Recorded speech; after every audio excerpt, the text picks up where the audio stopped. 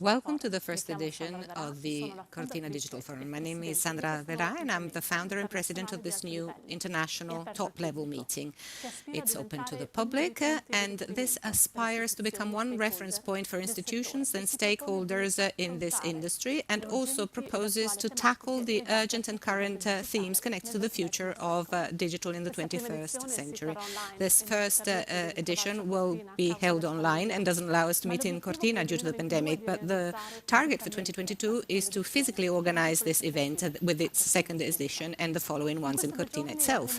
In these 2 days, we'll have the possibility of looking at digital as something which doesn't know of any boundary, an aggregator of people and areas, and we'll do so by talking about digital transition in remote areas to important issues of artificial intelligence and management of data.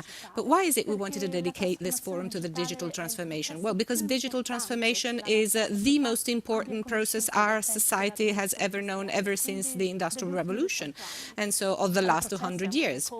Such process is still underway, and it's having a huge impact on our communities, and so we must still understand its opportunities, risks and implications. Digital transformation is changing and is radically changing the way of acting of people, of businesses and institutions, also totally changing mutual relationships because companies, offices, ministers have disappeared, and their emptiness has been expanded by tools and devices.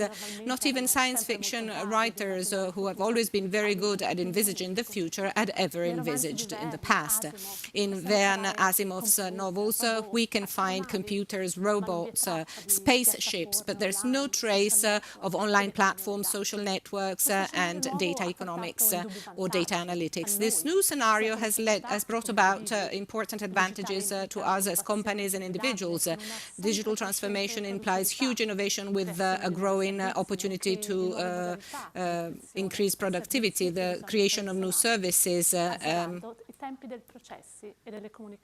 zeroing down the times of processes and communication so as to allow for simultaneousness communication. And allow me to say, once it was something only saints and gods could do. At the same time, though, we had uncertainties and fears about the digital transformation, mainly due to the immaterial dimension of such transformation.